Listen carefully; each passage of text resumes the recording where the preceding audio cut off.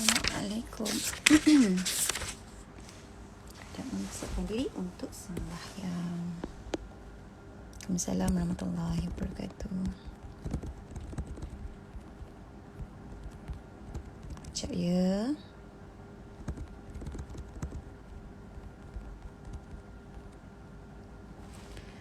Korang dah makan ke tu? Bismillahirrahmanirrahim. Waalaikumsalam warahmatullahi wabarakatuh.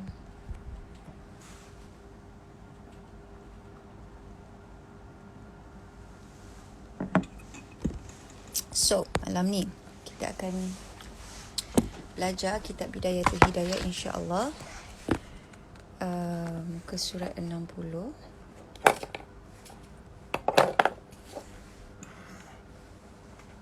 Mana muka? Kejap lagi ada muka.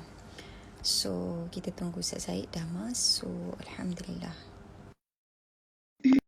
Memang gelap tak, mula-mula tadi. Handphone kat bawah. Waalaikumsalam warahmatullahi wabarakatuh. Nak makan ikan singkang. Assalamualaikum Ustaz. Waalaikumsalam warahmatullahi wabarakatuh.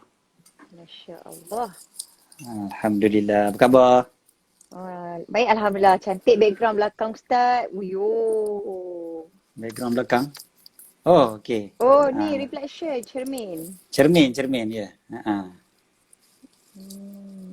Okey. Apa nama, saya punya muka clear ke? Ustaz, Alhamdulillah malam ni. Finally. Sebab banyak istighfar. Alamak. Okey. Sekejap Nak cari. Nak Baru cari. Itulah. Sekejap. Nak cari niat belajar. Niat belajar. Sebab kertas tu kat tempat lain. Macam kat tempat lain. Okey. Poster Poster tu. Ini dia. Bolehlah. Nampak ni. Okey. Alright. Ini antara salah satu daripada poster yang dikeluarkan oleh Nur Hikmah. Niat menuntut ilmu dan mengajar. Kita ada juga poster niat perkahwinan. Niat berkahwin tu punya poster tu pun ada. Boleh dapatkan di Nur Hikmah, insya-Allah. Alright, okay, kita mula dulu dengan baca niat menuntut ilmu tu. Kenapa gelap belajar? Itulah. Sekejap. Apa ni? Sekejap. Oh. Patutlah gelap. Handphone dah. Okay. Oh, dah terpadam dunia tu. Alright, okay. So, kita baca sama-sama insya-Allah niat menuntut ilmu. Bismillahirrahmanirrahim. Bismillahirrahmanirrahim. Nawaitu ta'alluma. Nawaitu ta'alluma. والتعليم والتعليم والتذكر والتذكر والتذكير والتذكير والنفع والنفع والانتفاع والانتفاع والإفادة والإفادة والاستفادة والاستفادة والحث والحث على التمسك بكتاب الله وسنة رسوله والدعاء إلى الهدى والدلالة على الخير ابتغاء وجه الله ومرضاته وقربه وثوابه.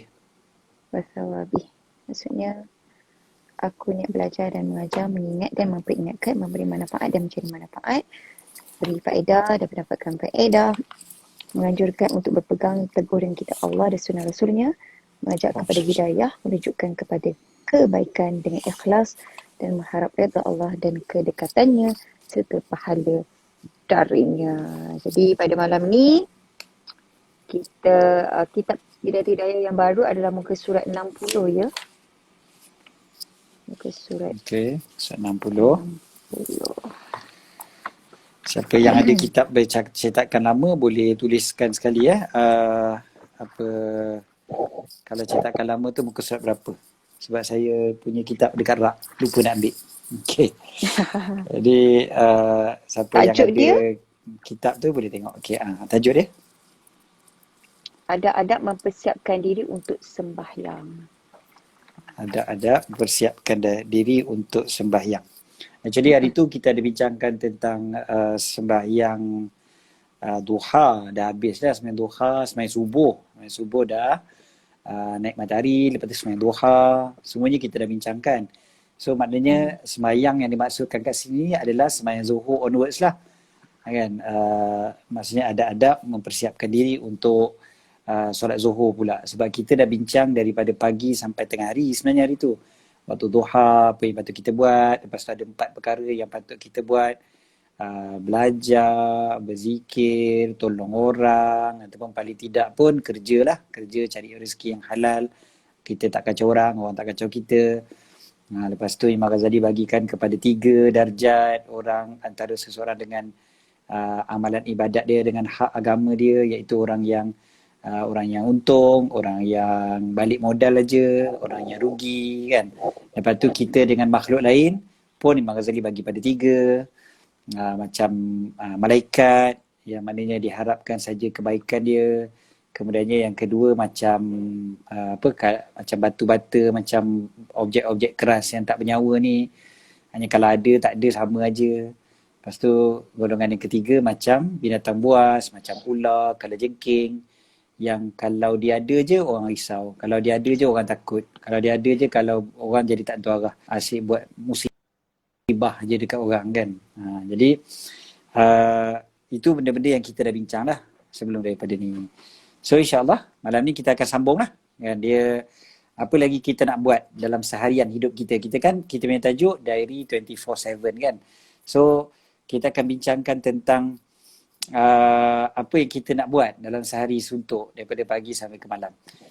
Sebelum kita terlupa kita juga malam ni bersiaran bersama-sama dengan sahabat-sahabat Usrah Suci.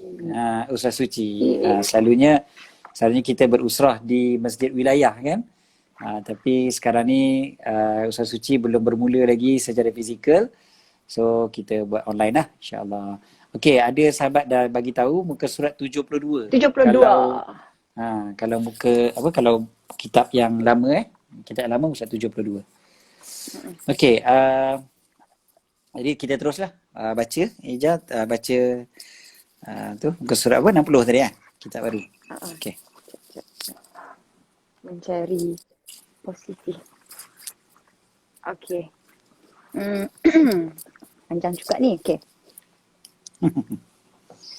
Sebaiknya, tajuk dia adab-adab mempersiapkan diri untuk sembahyang. Sebaiknya, hendaklah engkau bersiap-siap untuk sembahyang zuhur sebelum gelincir matahari. Maka hendaklah engkau tidur qailulah. Selalu kadang-kadang orang tersebut qailullah. Ijaz dulu zaman-zaman dulu tak erti pun. Qailullah juga. Qailullah sebenarnya tak qailullah tu apa maksud dia? Tak ada makna lah. Tak ada makna lah. Qailullah maknanya tidur atau beristirahat sebentar sebelum gelincir matahari. Jikalau ada bagimu adat sembahyang tahajud atau berjaga malam untuk berbuat kebaikan, kerana tidur sebentar sebelum gelincir matahari itu sangat membantu engkau untuk berjaga di waktu malam. Sama halnya dengan makan sahur yang dapat membantu orang yang berpuasa di waktu siang. Tetapi kalaulah tanpa ibadah di waktu malam, sama halnya dengan makan sahur tanpa puasa. Apabila engkau tidurkan. Okey, cukup kat situ dulu. Okey, cerita asal qailulah dulu. Okey, konsepnya qailulah ni rasanya semua orang tahu bahawasanya dia adalah tidur sebelum zuhur yang sekejap. Kan? Maka namanya qailulah. Qailulah kan. Dia daripada perkataan qalil. Dia daripada perkataan qalil. Qalil maksudnya sikit. Kathir banyak. Qalil sikit. So qalil ini qailulah. Okay. So yang tidur yang sedikit. Dan tidur yang sedikit ni hukumnya sunnah. Sunnah kecuali pada hari Jumaat. Hari Jumaat qailulahnya ada, bukan tak ada, tapi tak dibuat sebelum zuhur, dibuat selepas daripada Jumaat. Khususnya untuk orang lelaki yang nak pergi sembahyang Jumaat. Sebab sembahyang Jumaat disunatkan pergi awal. Kalau dia tidur dulu, dia tak dapatlah pergi awal. Kecuali dia risau nanti kadang dia tak, kalau tak tidur sekejap, nanti kadang waktu Jumaat dia tidur je memanjang. Kan, imam khutbah pun dia tak dengar. Kan, tahu-tahu dah qamat kan. Macam yang ada orang cerita tu kan, dia pergi masjid awal kan. Jadi azan, lepas tu dia semayang sunat, Masya Allah, semayang sunat 2 rakaat kan. Habis semayang sunat 2 rakaat, dia pun tunggu, tiba-tiba Bilal qamat kan. Bilal qamat, dia pun menjerit, ni korang ni ikut mazhab mana ni? Semayang Jumaat kena ada khutbah dulu. Orang sebelah dia pun kata, weh, khutbah dah panjang dah tadi dah, kau yang tidur. Ya Kan? Kau tak, Ya dia tak Allah. sedar pun kata.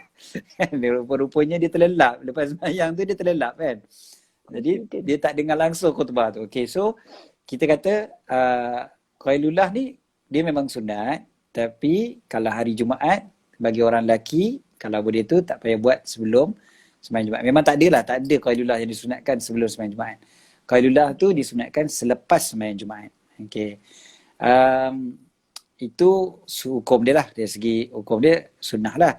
Kemudiannya Ustaz, tapi ya. Qailullah tu ada juga yang sangat confused, yang ada cakap waktu ada yang cakap lepas zuhur. Tadi Ustaz cakap lah lepas solat Jumaat kan. Ada yang cakap Qailullah Qailullah lepas zuhur. Ada yang cakap pagi pun Qailullah juga. Sebenarnya yang mana satu yang betul? Qailullah adalah waktu sebelum zuhur. Kita cerita tadi cuma hari Jumaat saja lepas Jumaat. Hari lain semua sebelum zuhur. So sebelum zuhur tu masih pagi lah. Hanya kan zuhur tu matahari tegak atas kepala, terus matahari condong ke arah barat je, zuhur lah tu. So sebelum daripada tu kan kita kira pagi lah. Jadi dan alhamdulillah nanti kita akan baca Qailullah ni kita disunatkan untuk bangun sebelum zuhur. Maknanya dia bukanlah betul-betul sebelum zuhur kita tidur tu. Kita bangun sebelum zuhur, bukannya tidur tu sebelum zuhur. Okay, maknanya bangun tu janganlah betul-betul azan baru kita bangun. Kalau nak bangun Qailullah tu, bangun sebelum daripada tu. Maknanya kita tidur pun sebelumlah daripada tu. Jadi waktu duha tu, itu dah dikira sebagai waktu Qailullah.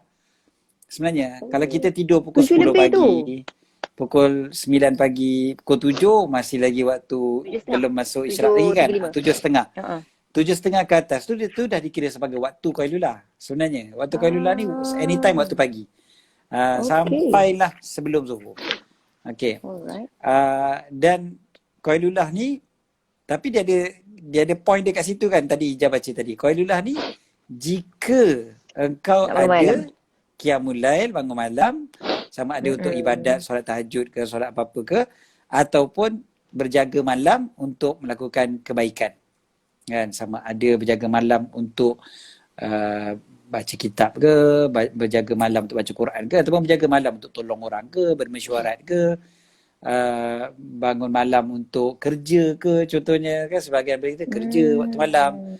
So berjaga malam ni dia adalah salah satu daripada ibadah juga.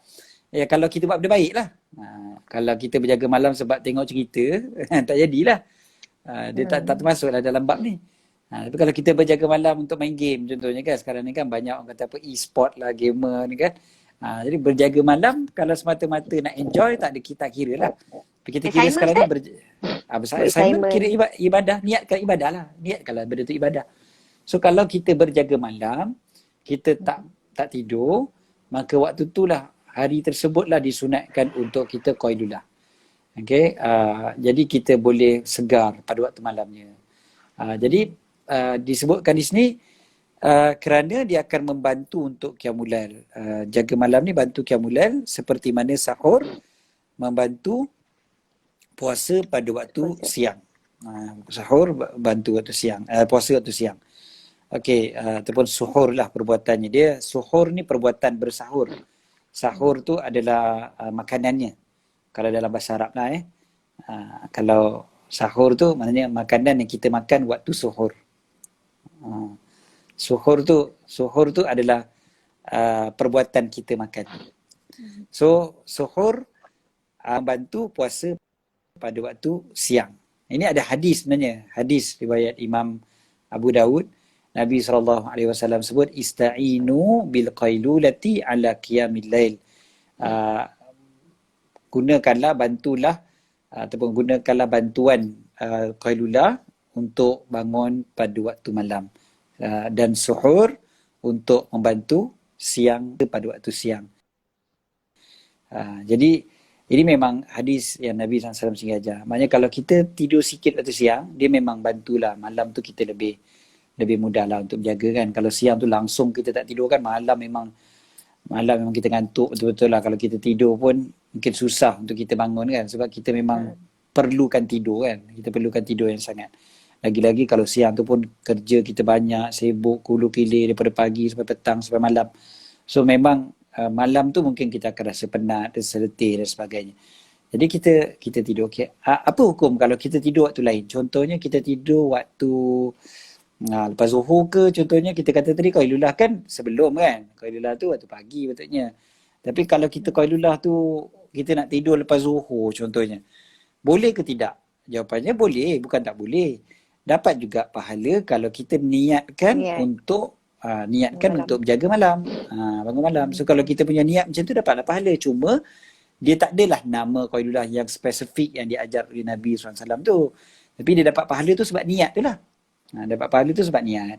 Jadi niat tidur untuk membantu aku waktu malam nanti aku nak banyak ibadat.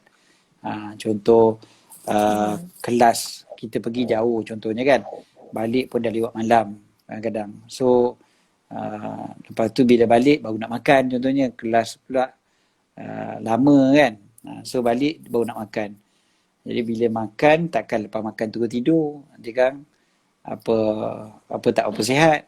Jadi kita pun tidur lewat kan. Jadi kenapa kita tidur lewat tu? Sebab kita bias. Jadi boleh je kita tidur sekejap tu petang tu, kita kata okey aku nak ambil energi untuk malam karang. So okey je sebenarnya kalau buat macam tu. Berapa lama tempoh dia tidur? Itu berkaitan dengan qailullah. Ada soalan lagi dah? Dia orang tanya berapa lama tempoh nak tidur tu? Qailullah ni kalau ikut itu soalan popular sebenarnya tu. Kan? Berapa lama tempoh tidur qailullah? Qailullah ni dia sebenarnya kalau ikut dia punya takrifan, dia tidur yang sekejap. Tapi sekejap ni dia tak ada sebut 5 minit ke, 15 minit ke, setengah jam ke. Dia tak ada secara spesifik. Dia tak ada minit-minitnya. Tapi yang pentingnya dipanggil power nap lah. Power nap. Kalau dapat power nap tu sebenarnya walaupun sekejap, memang segar. Tapi kita kena dapatkan tidur yang berkualiti lah. Itu dia panggil power nap tu. Kalau tidur tu pun pegang handphone lagi apa semua, memang lama lah. Tapi kalau kita dapat power nap, insyaAllah. Kalau berjam-jam Ustaz, kata kalau nak tidur power nap, tiba-tiba 3-4 jam. Tengah hari dah. Dia tak jadi apa qailullah dah. Tapi dia boleh dapat pahala dengan niat kita tu.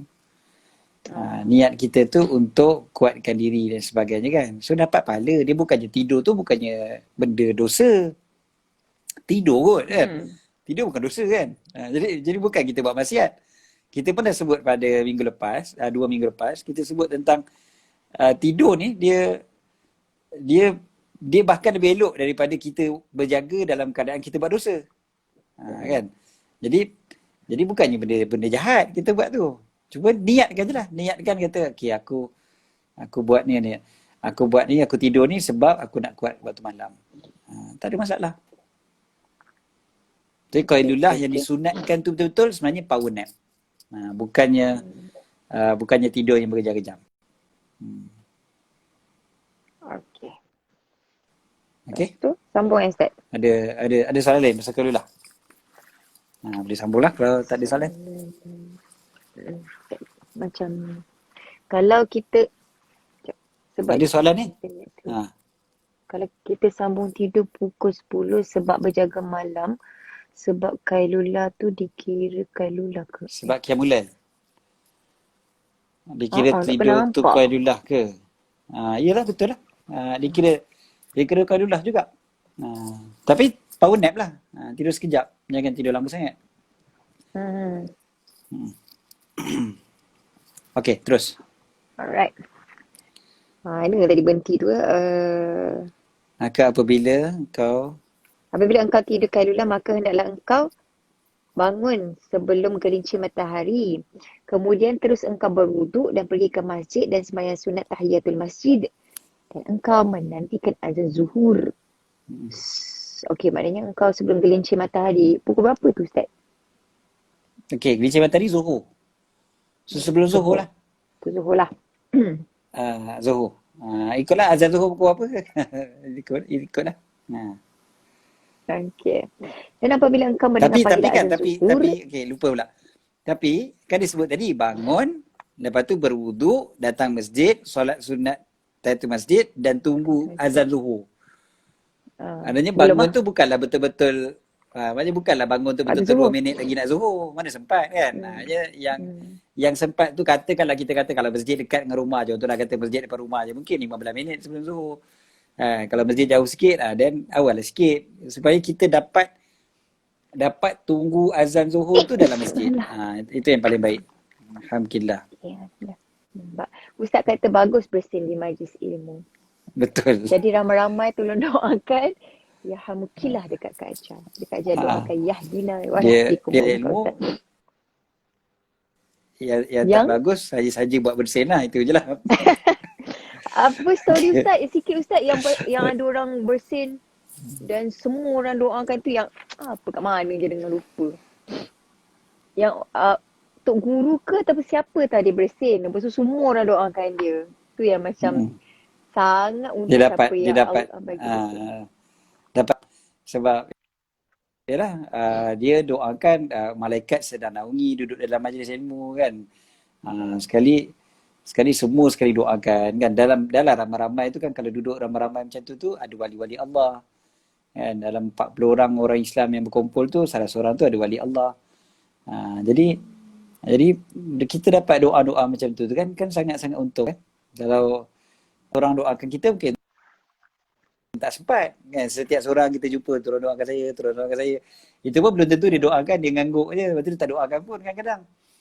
Tapi yang ni memang confirm dia orang doakan kan. Jadi untunglah siapa yang buat macam tu. Buat pula siapa yang dapat macam tu. Sampai siapa buat macam tu. Ustaz, macam kita nak tahu orang tu wali Allah ke tak? Tadi Ustaz kata dalam 40 orang ada seorang, maksudnya? Dia memang ada hadis yang sebut gitu sebenarnya. Tapi 40 orang tu pastinya 40 orang yang betul-betul beriman, 40 orang yang betul-betul baik, duduk dalam majlis yang baik maksudnya. Jadi salah seorang daripada diorang tu adalah wali Allah. Wali Allah ni kadang-kadang yalah dia sendiri pun tak tahu dia wali Allah. Jadi kita tak perlu tahu pun sebenarnya. Kita bukanlah tak perlu tahu. Bagi kita semua orang macam wali Allah. Maksudnya semua orang kita anggap baik kan, kita sangka baik, kita minta doa dan sebagainya tanpa mengira latar belakang dan sebagainya. Tapi kita percayalah dengan janji Nabi SAW tu. Jadi bahasa masyarakat kita, wali Allah tu macam orang yang dekat dengan Allah ke apa? Betul. Wali Allah tu adalah kekasih Allah. Kekasih Allah. Kekasih Allah. Alright. Okay, kita sambung. Dan apabila engkau mendengar panggilan azan zuhur, maka engkau menjawab perkataan muazzin seperti cara yang telah diterangkan. Kemudian hendaklah engkau sembahyang qabliyah zuhur 4 rakaat dengan 2 kali salam atau memanjangkan sembahyang. Ini juga bersabda. Artinya, ini adalah waktu dibukakan pintu-pintu langit, maka aku mahu semua diangkat amalanku yang soleh pada ketika ini. Okey, dan 4 rakaat sebelum zuhur ini hukumnya sunat muakkadah dan disebutkan akan kelebihannya dalam sebuah hadis yang bermaksud barang siapa yang mengejarkannya dalam keadaan ia membaguskan rukuk dan sujudnya, maka akan bersembahyang bersama dengannya 70,000 malaikat dan mereka memintakan ampun baginya sampai datang pada waktu malam. Okey. Allah kan. Kalau kita tengok kan, memang waktu tengah hari ni memang antara waktu yang afdal ibadat sebenarnya. Sebab waktu tengah hari adalah waktu yang ramai orang lalai. Makan, kita mungkin lepak-lepak kita ataupun yalah kalau orang bekerja pun waktu tengah hari inilah dia santai kan. Dia keluar daripada pejabat, pergi ke tempat makan. Maknanya tengah hari ni kebanyakan orang dia bukan waktu ibadat lah saya ceritanya. So waktu tengah hari dia dipanggil sebagai waktu yang dipanggil sebagai waktu ghaflah. Ghaflah ni maksudnya Lah. cuai ataupun ghaflah. Kita pernah bincang benda ni dulu. Kan orang Penang sebut Ghaflah ghaflah. macam bahasa. Kalau lebih Jingga. dahsyat, lagi Oh. dahsyat ghaflah jingga. Kan. Oh. Jadi itu daripada perkataan Baru ghaflah. tahu di mana. Dia sebenarnya dari bahasa Arab, ghaflah. Kan? Ghaflah ni Astagfirullahaladzim Ustaz. ayat dia. Kenapa?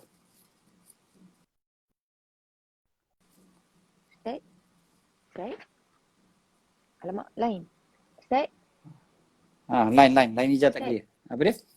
Lain je tak clear? Ha, Okey, sekarang clear tak? sekarang clear. Okey.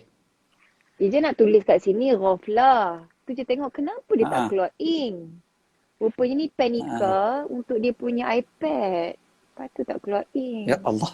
Tu je nak beritahu. Itu pun ghaflah juga tu. Okey.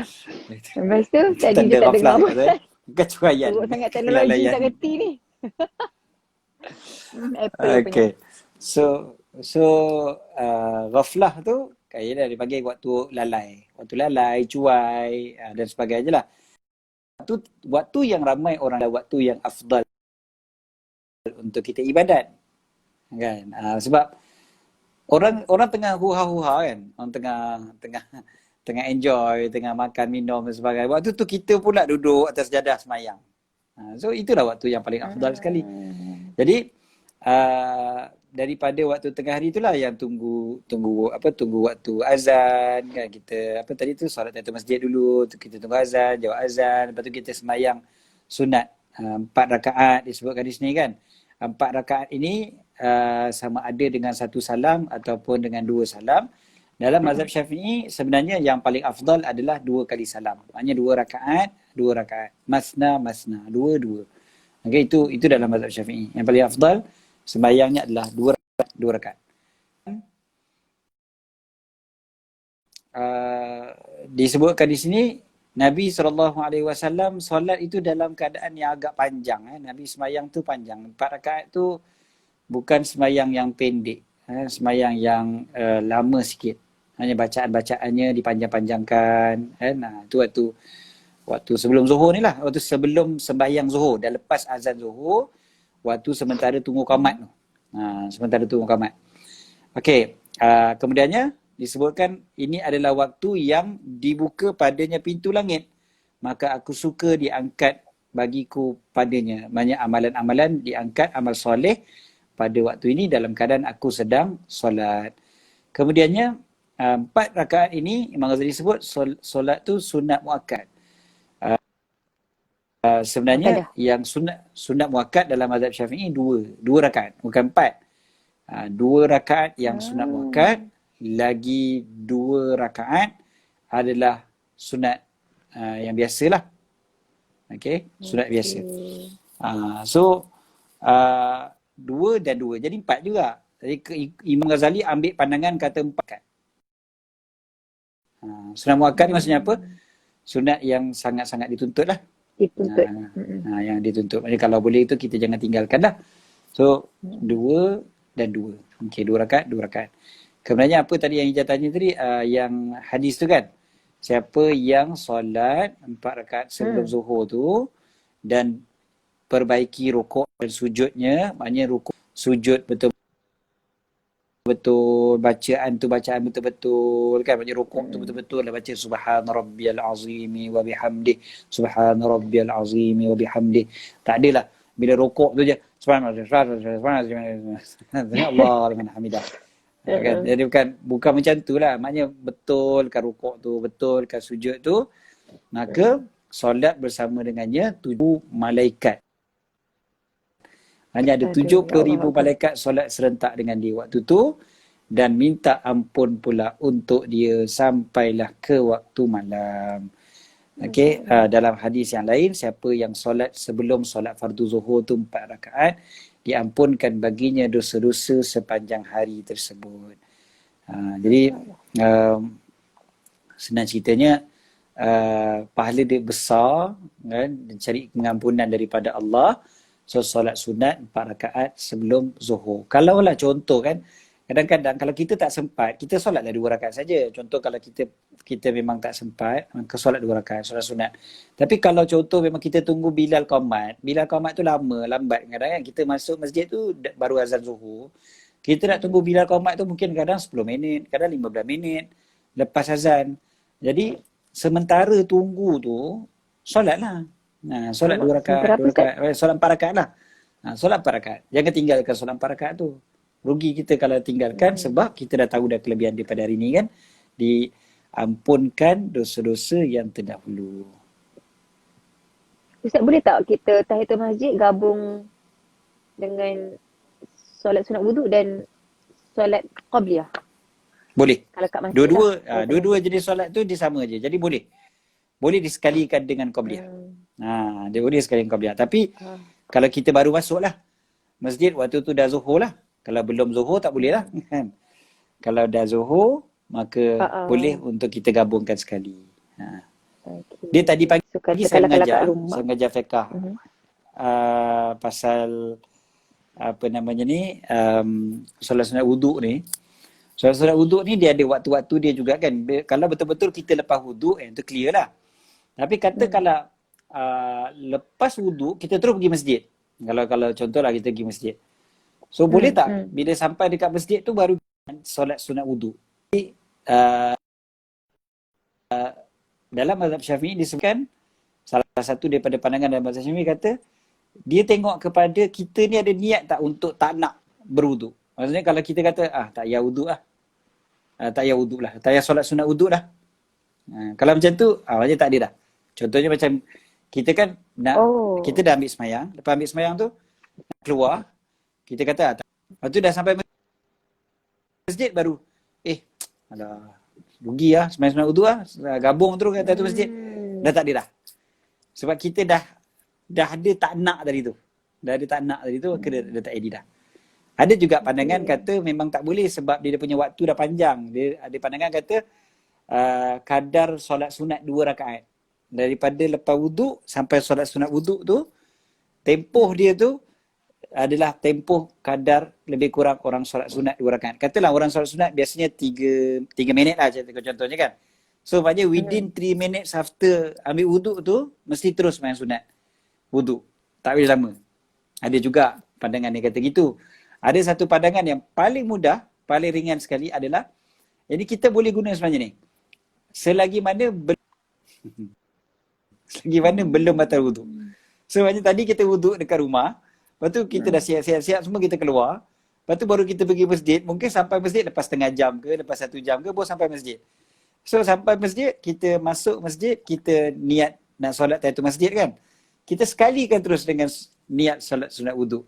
Sebab tadi kita wuduk. Bila? Tadi kat rumah. Jadi masih lagi boleh. Ini pandangan yang paling ringan lah sebenarnya. Paling mudah lah sebenarnya. Dan sebenarnya sebab benda ni nak merajinkan kita untuk ibadat je. Kalau boleh kita elakkan lah. Kalau boleh semayang sunat tu dekat rumah, semayang sunat kat rumah siap-siap. Tapi kalau kita rasa macam kita rushing contohnya kan. Kalau semayang sunat dulu kan lambat pula. Jadi kita dah rushing, kita semayang sunat je lah kat masjid. Semayang sunat wuduk tu. Boleh konsep ni akan digunakan juga ke? Contoh macam kita ambil wuduk kat rumah, rasa macam nak solat isyak terus. Tiba-tiba rugilah dekat sejadah tu. Mungkin kita nak solat sunat wuduk. Boleh guna pakai lagi ke kalau begitu? Itu yang tadi macam kita sebut tadi. Kalau dah memang tak nak, kalau ikut pandangan yang kuat dalam mazhab Syafi'i, kalau dah tak nak tu, dan dah tak ada dah untuk solat sunat wuduk tu. Jadi solat sunat wuduk ni kalau masih lagi ada nak tu. Kalau katakanlah kita keluar daripada toilet, daripada ambil wuduk ada orang call. Kita pun jawab. Ambil masa lama juga. 10 minit. So macam mana tu? Tak apa. Kita ambil pandangan yang kata yang lebih ringan tadi tu. Tapi ataupun pandangan yang nombor 1 sekali kita sebut tadi, itu selagi mana kita tak ada rasa tak nak tu. Kalau kita ada rasa tak nak tu, baru tu. Kalau macam tu kita angkat telefon tu, kita kata tak apalah, kejap lagi lah kan, kejap lagi lah aku sembahyang dalam hati kita ni kan, kejap lagi lah sembahyang sunat wuduk. Tu boleh lah, walaupun angkat telefon, tak apa, angkat telefon dulu lah, kejap lagi sembahyang. Boleh. Okey, faham. Okey. Okay, lepas Alhamdulillah. tu solat sunat sebelum Zuhur tadi tu, solat sunat sebelum fardu Zuhur tu, ada yang tanya um, hari Jumaat pun afdal sunat 4 rakaat sebelum khatib khutbah. Ya, sebenarnya hari Jumaat solat sunat sebelum Jumaat tu selagi mana khatib belum atas mimbar. Jadi khatib pada naik atas mimbar, selagi tu disembahyang. Sangkut-sangkut line. Kalau khatib dah naik atas mimbar je, dah lah, tak ada dah lah sembahyang sunat. So kalau sempat 4 rakaat, sembahyanglah 4 rakaat. Kalau sempat 2 rakaat je, sembahyang 2 rakaat. Solat sunat sebelum Kalau Jumaat lah kiranya. sebelum sembahyang Jumaat, sebelum khutbah Jumaat tu. Ada, kalau sahabat-sahabat Nabi SAW dulu, dia orang biasa sembahyang sunat sebelum Jumaat ni, tak tahulah berapa banyak rakaat. Sembahyang je lah terus, lagi mana Nabi tak keluar. Sebab rumah Nabi SAW kan sebelah masjid kan, betul-betul sebelah masjid. So, sahabat duduk dalam masjid, sahabat tunggu. Jadi sambil tunggu tu dia sembahyang lah. Sembahyang, lepas sembahyang. Selagi Rasulullah tak keluar dari rumah, naik atas mimbar, selagi itulah dia orang akan sembahyang. Dan kalau musim panas, memang Rasulullah biasa keluar lambat sikit. Dia keluar lambat sikit, baru naik ke mimbar. Sebab nak bagi redup sikit. Sebab kita tahu Masjid Nabawi bukan macam kita pada hari ni yang ada aircon, tutup semua kan. Jadi kalau panas sangat tengah hari tu agak susah untuk orang nak konsentrate dan sebagainya. Jadi Nabi SAW tunggu sekejap, pergi redup sikit, baru Nabi SAW keluar dan naik atas mimbar. Jadi sahabat buat apa waktu tu? Sahabat solat je lah. Solat je lah memanjang. Jadi solat sunat ni memang disunatkan walaupun pada hari Jumaat, sebelum sembahyang Jumaat, sebelum khutbah lah. Sebelum khutbah tu, solat sunat seberapa banyak yang boleh. Okay. Alright. Mana dah tadi tu? Okay. Setelah itu, kerjakanlah sembahyang zuhur berjemaah dan engkau kerjakan pula setelah itu sembahyang ba'diyah zuhur 2 rakaat.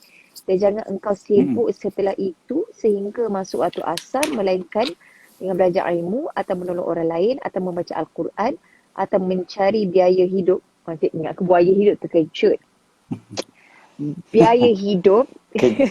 Kerja lah. Kerja lah. Okay, yang engkau gunakan untuk keperluan ibadahmu. Sebelum sembahyang asar, hendaklah engkau... Okay, sekejap. Sembahyang asar nanti dulu. Kita cerita zuhur dulu.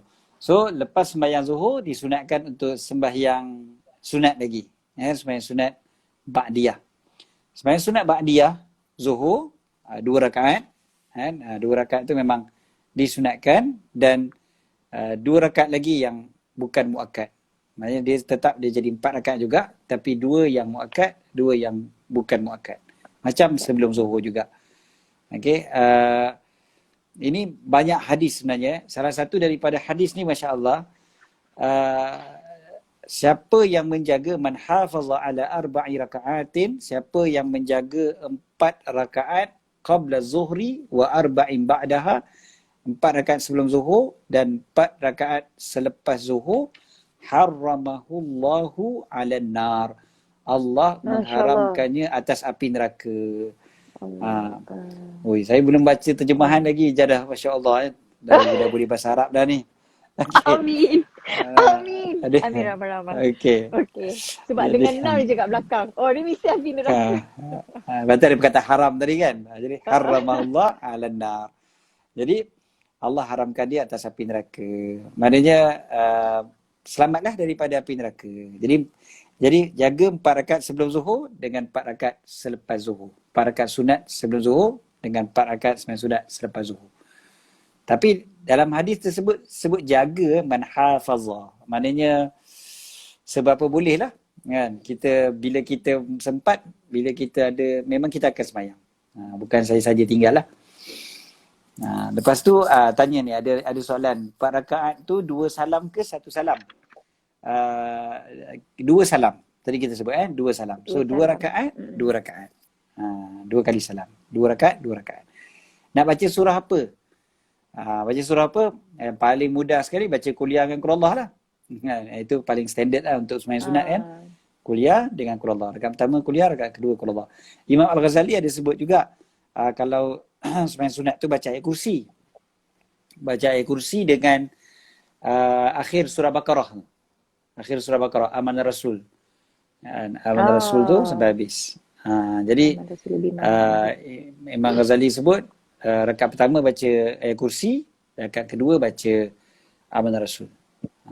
Pun bagus juga. Kalau kita ada masa lah kan. Tak ada masa, baca Qul Ya Ayyuhal je lah. Qul Ya Ayyuhal. Cukup. Maknanya 4 rakaat sebelum dan 4 rakaat selepas. Betul. Jadi dia 2, lepas tu sembahyang Zuhur 4 rakaat, lepas tu 2, 2. Macam tu. Itu maksud 4 sebelum dengan 4 selepas. Yang diharamkan kat atas api neraka tu 4-4 lah. Dia 4, bukan 2-2 4. Kena bertekad lepas ni. InsyaAllah. Mudah-mudahan. Doakan saya juga. Okey. Kita semua. Okey. Sambung untuk asar pula. Sebelum sembahyang asar, hendaklah engkau kerjakan sunat qabliyah asar 4 rakaat dengan 2 kali salam atau 1 kali salam. Dan sembahyang ini juga termasuk sembahyang sunat muakkadah, dan mengikut pendapat sebahagian ulama, 4 rakaat sunat qabliyah asar ini hanyalah sunat biasa.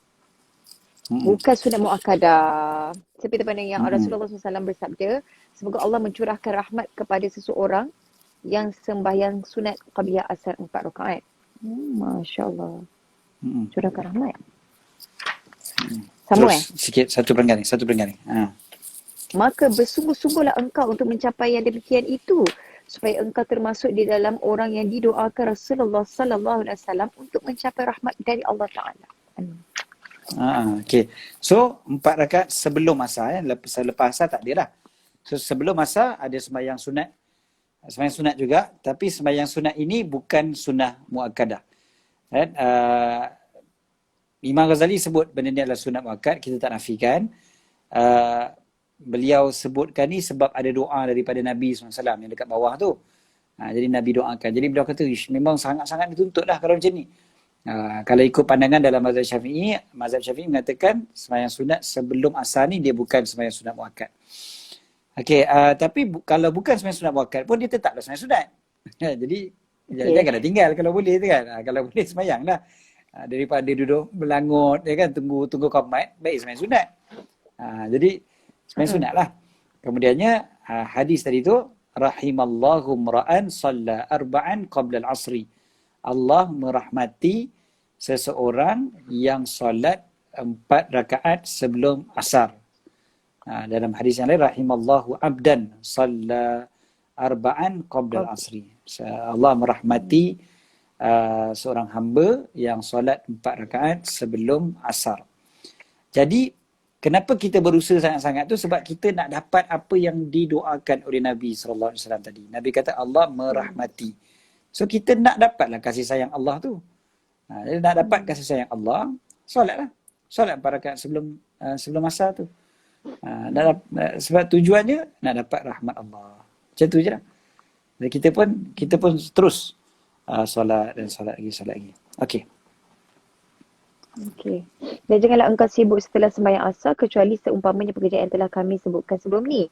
Dan sangat tak patut bagi seseorang menyia-nyiakan waktu itu dengan ia mengisi waktunya dengan apa sahaja pekerjaan yang kebetulan datang kepadanya atau menyibukkan dirinya dengan cara apa sahaja yang disukai. Sepatutnya hendaklah engkau menghitung dirimu dan merencanakan segala pekerjaanmu dan menyusung keluar Terengganu. Dan menyusun wiridmu pada waktu siang dan malam. Lalu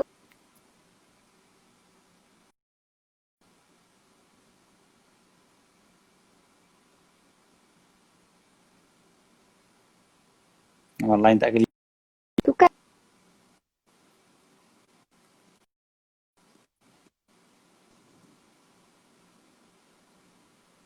Hello? Ya, okey. Jadi dia pause. Okey. Jadi ini kita cerita tentang nak dapatkan keberkatan waktu. Minggu lepas ke 2 minggu lepas saya cerita benda ni panjang dekat TV Hijrah. Kita bincangkan tentang keberkatan waktu tu sendiri, macam mana nak dapat dan sebagainya. Jadi Imam Ghazali disebutkan tentang selepas daripada asar. Walaupun lepas asar tu kadang-kadang kita macam relax kan, enjoy macam tak ada apa lah. Kita tak ada plan apa-apa sangat. Jadi Imam Ghazali kata sepatutnya kita susun juga masa kita. Kan? Susun juga wirid kita, amalan kita dan sebagainya. Dan Imam Ghazali kata tak sepatutnya kalau kita biarkan masa kita berlalu begitu saja dan istilahnya ikut dan je. Hanya Imam Ghazali kata tadi apa, ikut sukati waktu bila apa nak buat dengan cara macam mana dan sebagainya. Dia tak sepatutnya begitu. Kita tadi baca tadi perkataan apa yang disebutkan tadi dalam bahasa Melayu. Saya sebut dalam bahasa utara tu ikut dan je lah. Maksudnya ikut suka. Okey ni. Janganlah kau sibukkan ni. Jangan, dan sangat tak patut bagi seorang menyia-nyiakan waktu dengan ia mengisi waktunya dengan apa saja pekerjaan yang kebetulan datang padanya dengan cara apa saja yang disuka. Banyak tengok macam mana kebetulan kan. Kebetulan okeylah buat je lah. Macam tu je kan. Jadi lepas asar ke waktu bila pun sepanjang hari kita lah daripada pagi sampai ke malam. Masa kita ni jangan kita jadikan dia macam tengok dia macam tu je. Free kot. Macam tu je. Dia tiap hari macam tu. Kalau sekali-sekala macam tu boleh tahan lagi kan. Tapi jangan sampai kita ni hari-hari ataupun selalu sangat. Masa kita ni kosong. Dia memang tak disusun apa benda kita nak buat. Kita tak susun. Pagi nak buat apa, tengah hari nak buat apa, petang nak buat apa, malam nak buat apa semua kan. Tak susun. Jadi patutnya kita susun. Jadi kalau ada masa yang kosong, okay, macam mana aku nak isi masa ni? Kan, antara Zuhur dengan Asar ni kosong ni. Aku nak buat apa Kan, susun. Okay, waktu ni kot aku baca Quran. Waktu ni kot aku nak tolong orang.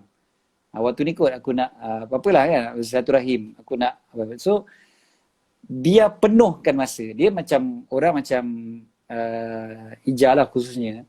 Ijah dah biasa dengan jadual yang sibuk. Kan, siang dan malam bertahun-tahun dah jadual tu macam tu kan, sibuk ni dia tak semesti sibuk program tapi macam-macam lah kan kita dah dilatih untuk menyusun. Jadi dalam kepala kita tu kita dah susun juga. Okey, nak buat apa, pagi nak buat apa, tengah hari nak buat apa, petang nak buat apa, malam nak buat apa semua dia dah ada dalam kepala dah. Nak susun nak buat apa. Tapi satu perkara yang kita perlu susun di sini adalah ibadat kita. Wirid kita, maknanya amalan kita yang kita buat secara tetap, selalu kita buat. Jadi maksud dia kata sepatutnya kau hitung diri kau, muhasabah, fikirkan balik kan, lepas tu susun, rencanakan segala pekerjaan, susun wirid kau waktu siang dan malam. Kau tentukan setiap waktu tu apa pekerjaan yang tertentu yang tidak melebihi masa yang ditentukan. Maknanya disiplin pula. Kalau kita dah disiplinkan, kita kata masa untuk buat benda ni sampai pukul berapa je. So sampai pukul berapa tu saja. Jangan lajak. Jangan lajak. Kita kan kadang kalau bersembang kadang dia terlajak. Dia jadi drag kan. So bila satu dah drag, yang lain pun akan drag juga. So akhirnya kita punya ibadat kita abaikan. Mulalah semayang kita pun lambat, zikir kita pun kita tinggal. Nak baca surah Al-Mulk pun dah tak larat, tidur. Nak selawat 1000 kali tak boleh. Sebab kita banyak sangat drag tu. Kita drag yang tu kan. So, Imam Ghazali kata kau susun tu, waktu tu jangan kau lebih daripada masa yang kau dah susun tu dan jangan engkau dahulukan pekerjaan yang lain daripada pekerjaan yang kau dah susun. Maknanya kau kena disiplin. Waktu tu barulah kau akan dapat keberkatan waktu. Waktu tu baru nampak barakahnya waktu ni. Sebenarnya waktu ni panjang, waktu ni banyak sebenarnya. Waktu tu kita boleh bezakan antara orang yang dia buat macam-macam, sempat aja. Tapi kita kadang tu tak sempat, ni tak sempat, tu tak sempat, ni tak sempat. Tak sempat je panjang. Jadi sebenarnya bukannya beza pada 24 jam tu, sama je 24 jam. Semua kita dapat 24 jam. Tapi beza dia adalah pada keberkatan waktu. Macam mana diorang tu dapat keberkatan waktu? Sebab diorang susun waktu diorang dengan betul. Kemudiannya diorang disiplin pula dengan waktu tu. Kita kadang-kadang susun dah tapi kita tak disiplin. Jadi kalau kita susun, lepas tu kita disiplin pula, insya-Allah berkat waktu tu kita akan nampak. Tu pasal jaga masa ni salah satu daripada amalan yang sama saja untuk semua orang yang berjaya. Yang kita boleh jumpa kan orang yang berjaya, semuanya kalau kita check, semuanya jaga masa. Jaga masa, jaga masa, jaga masa. Jadi waktu tu kita akan dapat keberkatan waktu, insya-Allah. Imam Ghazali sebut benda ni dah kali keberapa sebenarnya. Kitab ni kecil je tapi kita dah jumpa ni dah kali kedua atau kali ketiga dah sebenarnya. Imam Ghazali cerita tentang susun jadual waktu. Susun jadual waktu, susun jadual waktu. Jangan tak susun jadual waktu. Okey. Saya rasa mungkin sebagai sahabat-sahabat kita pun ada yang tanya dan ada yang fikir benda yang samalah sebenarnya kan. Kadang-kadang macam salah kita sendirilah bila kita tak susun tu. Betul. Terima kasih Ustaz atas reminder untuk kita semua pada malam ni. Kita tak nafilah lepas bila dah jadi berlaku PKP, yang kita punya jadual yang selalu dah bersusun kita dah terbiasa pula dengan easy, relax, chill, cool, tidur berlebihan, makan berlebihan. Kan? Bermalas-malasan ceritanya. Astagfirullah. Okey, masa mungkin kita Ustaz pun boleh share lah 10:27. satu amalan untuk kami semua. Macam tadi kan ada benda yang macam wirid yang kamu amalkan. Mungkin Ustaz boleh share any zikir ke, sebab wirid tu adalah benda yang kita sentiasa amal tu namanya wirid yang menjadi satu amalan kita berterusan. Zikir pula Berterusan kita buat. Ataupun Ustaz boleh share lah, mungkin orang tahu zikir tu apa, wirid tu apa. Zikir ni perbuatan mengingati Allah. Sama ada dengan perkataan, dengan hati, mungkin juga dengan penglihatan, dengan pendengaran. Itu semua dipanggil zikir, mengingati Allah.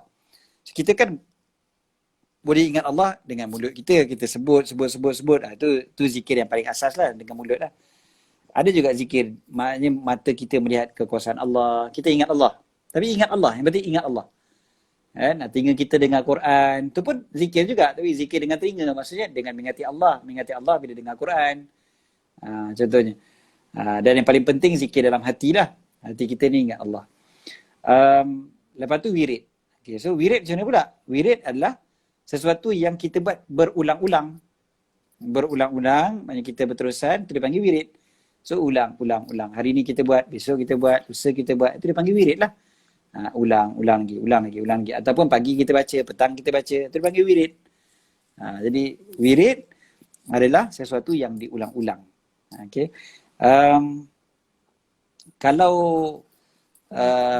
Kalau kita tak boleh pun, kalau kita tak boleh nak letakkan satu yang sama je, kita boleh sama ada kita buat yang macam mana Nabi SAW ajar, para ulama ajar, itu yang terbaik lah. Ataupun kita sendiri yang disiplinkan pada diri kita sendiri. Contohlah, kalau macam sebelum ni Ija pun selalu buat kempen selawat tu kan, itu dipanggil wirid dah tu. Selawat 1000 kali sehari contohnya, itu dipanggil wirid lah. Bila tiap-tiap hari baca selawat tu, wirid. Maknanya kita ada wirid. So macam mana kita nak susun wirid kita tu, kita kena susun juga, kita kena plan tau. Maknanya selawat 1000 kali tu bila nak buat, kita kena plan lah. Contohnya kita kata tengah hari nak baca, ataupun petang nak baca, ataupun malam nak baca, ataupun potong-potongan sikit. Aku baca suku atau pagi, suku tengah hari, suku petang, suku malam contohnya. So kita dah susun betul-betul. Itulah wirid kita yang kita susun. Selain daripada yang diajar oleh para ulama, yang diajar oleh Nabi SAW waktu pagi baca Wiridul Latif contohnya kan. Baca pagi-pagi baca Wiridul Latif, ataupun petang baca, ataupun contoh baca Subhanallah bihamdi, Subhanallah azim, Astaghfirullah. Baca 100 kali waktu zuhur. So selepas main zuhur. Lepas main zuhur tu duduk relax baca Subhanallah bihamdi, Subhanallah azim, Astaghfirullah, Subhanallah azim, Astaghfirullah, Subhanallah azim, Astaghfirullah. Waktu mungkin tengah drive. So itu yang nak dibaca. Dia biar kalau boleh biar kita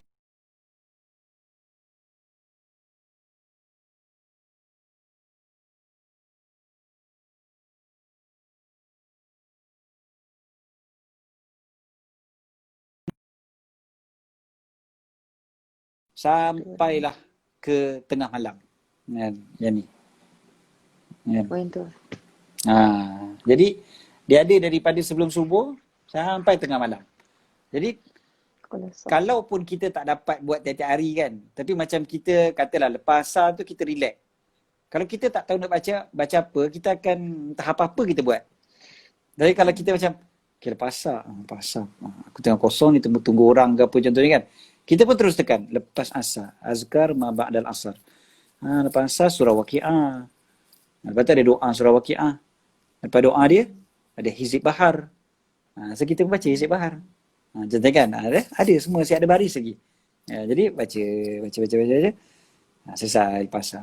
Jadi itu dipanggil wirid juga. Walaupun kalau kita tak dapat istiqamah tiap-tiap hari pun, tapi kita ada plan dah. Okay, lepas asar ni aku nak baca ni. Kita perlu ada baru kita boleh plan. Kalau benda dia macam mana nak plan kan? kalau benda ni pun tak ada, kita nak plan baca apa? Tak baca apalah akhirnya. Jadi itu ni panggil sebagai kita susun. Dia panggil zikir yang kita susun, dia panggil wirid lah. Okey, kalau amalan wirid zikir kita tertunda kerana urus sesuatu, contohnya urus ibu yang sakit atau macam mana, keberkatan, tetapi mungkin ada tak jiwa kita tak sama seperti ketika zikir.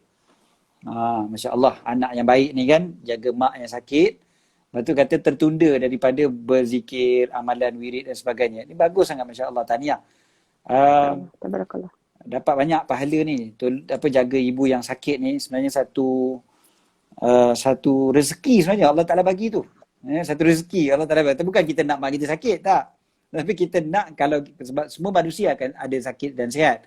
So, kita nak supaya bila mak kita sakit tu, kita boleh nak jaga. Kita boleh tengokkan dia. Kita boleh berkhidmat untuk dia. Itu kita nak. Jangan bila mak kita sakit, kita tak ada masa nak berkhidmat untuk dia. Itu maknanya tak ada rezeki dah tu. Tak ada rezeki nak khidmat pada mak kita. Jadi, bila Allah Ta'ala bagi rezeki untuk berkhidmat pada mak, syukur dulu. Syukur pada Allah. Allah bagi aku masa, peluang untuk aku khidmat pada mak aku. Okay, so kalau amalan kita, wirid kita tertunda, macam mana? Caranya adalah, macam kita pernah sebut sebelum daripada ni, qada. Zikir kita tu kita tak sempat buat waktu petang, ganti waktu malam. Tak sempat sebelum tidur nanti, ganti. Tak sempat lagi, besok pagi ganti. Bila sempat, qada. Itu cara dia. Jadi barulah jiwa kita tu dia terisi dengan zikrullah. Dan betul ada sahabat yang sebut, dia kata nikmat terhebat ada parents lagi. Betul, saya setuju sangat. Itu antara nikmat yang sangat besar yang Allah Ta'ala kurniakan bagi siapa yang masih ada parents. Syukurilah dan hargailah setiap momen tersebut. Ada orang tanya juga, kalau menyanyi tu dikira menyanyi mengingati Allah? Ada zikir-zikir? Itu dikira wirid ke? Zikir ke? Kalau kita ulang, dia kira sebagai wirid lah. Walaupun dalam bentuk lagu, dalam bentuk melodi.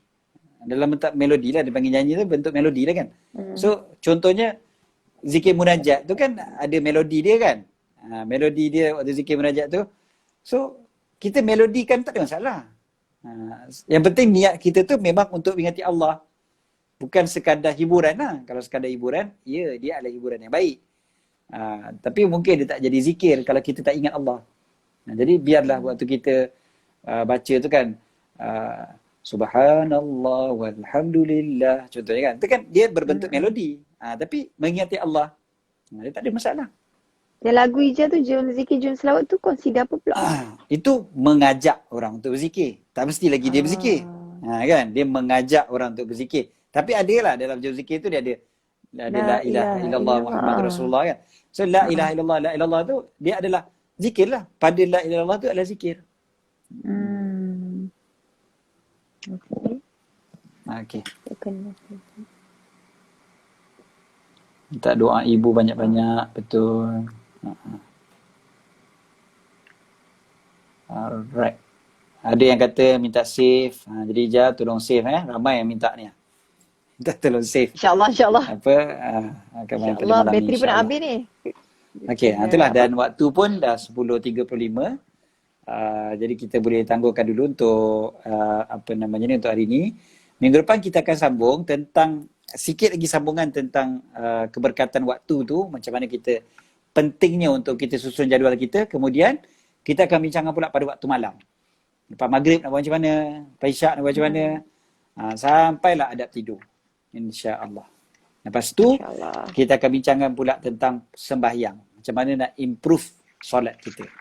Alhamdulillah. Okey, insya-Allah. InsyaAllah. Jazakumullah khair. Ustaz, jadi sebelum dia terputus sebab sejam, marilah kita berdoa. Silakan. Okey, kita tangguh dengan doa sikit insya-Allah. Bismillahirrahmanirrahim.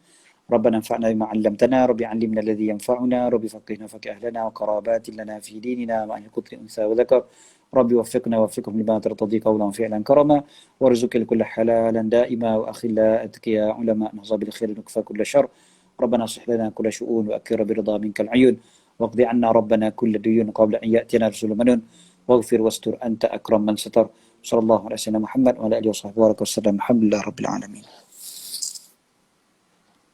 Jazakumullah. Pembelajaran terusnya. إن شاء Assalamualaikum الله. warahmatullahi wabarakatuh. وعليكم السلام ورحمة الله وبركاته.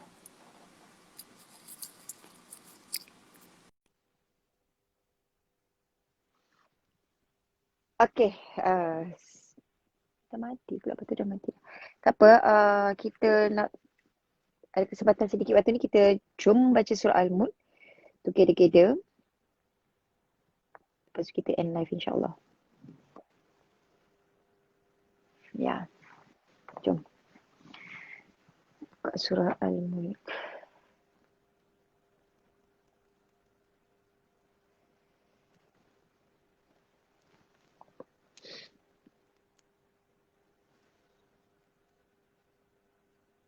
Yes, Al-Mulk insyaAllah.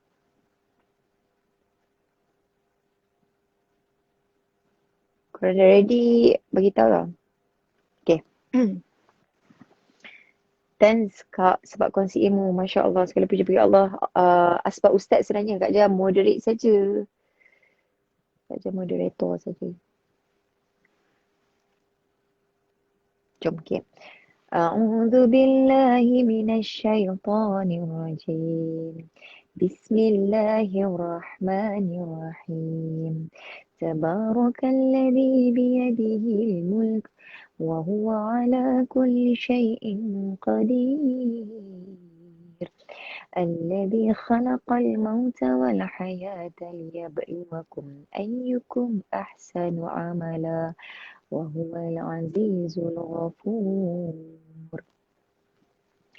الذي خلق 7 سماوات طباقا ما ترى في خلق الرحمن من تفاوت فارجع البصر هل ترى من فطور ثم ارجع البصر كرتين ينقلب إليك البصر خاسئا وهو حسير ولقد زينا السماء الدنيا بمصابيح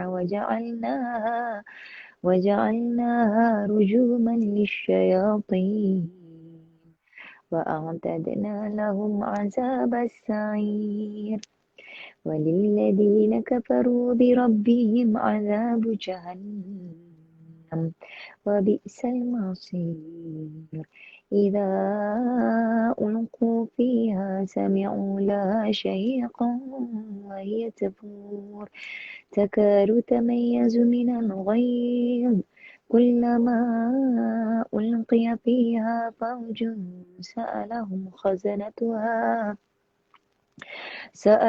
خزنتها ألم يأتكم نذير قالوا بلى قد جاءنا نذير فكذبنا وقلنا ما نزل الله من شيء إن أنتم إلا في ضلال كبير وقالوا لو كنا نسمع أو نعقل ما كنا في أصحاب السعير فاعترفوا بذنبهم فسحقا لأصحاب السعير إن الذين يخشون ربهم بالغيب لهم مغفرة وأجر كبير وأسروا قولكم أو اجهروا به إنه عليم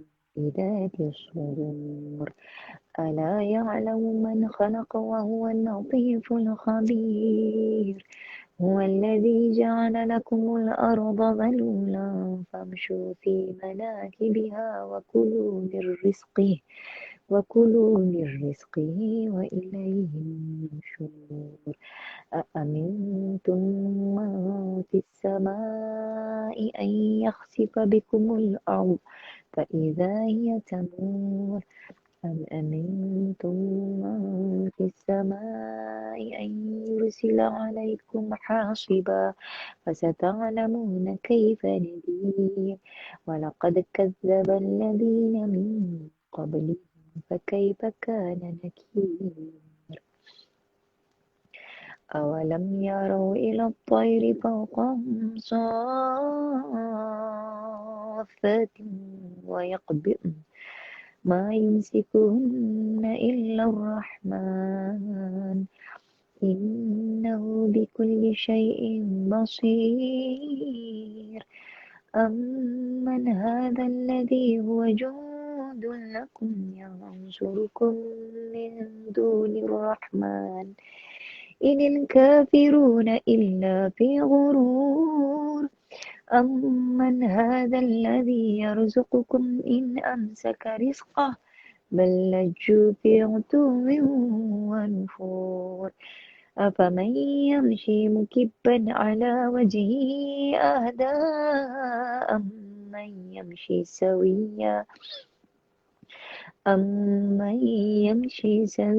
على صراط مستقيم قل هو الذي أنشأكم وجعل لكم السمع والأبصار والأفئدة قليلا ما تشكرون قل هو الذي ذرأكم في الأرض وإليه تحشرون ويقولون متى هذا الوعد إن كنتم صادقين قل إنما العلم عند الله وإنما أنا نذير مبين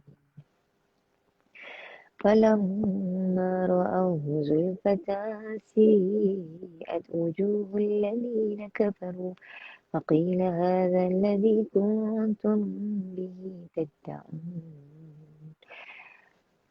قل أرأيتم إن أهلكني الله ومن معي أو رحمنا فمن يجير الكافرين من عذاب أليم قل هو الرحمن آمنا به وعليه توكلنا فستعلمون من هو في ضلال مبين قل أرأيتم إن أصبح ماؤكم غورا فمن يأتيكم بماء معين صدق الله العظيم بسم الله الرحمن الرحيم اللهم ارحمنا بالقرآن وجعله لنا إماما ونورا وهدى ورحمة اللهم ذكرنا منه ما نسينا وعلمنا ما جهلنا وارزقنا تلاوته آناء الليل وأطراف النهار واجعله لنا جدا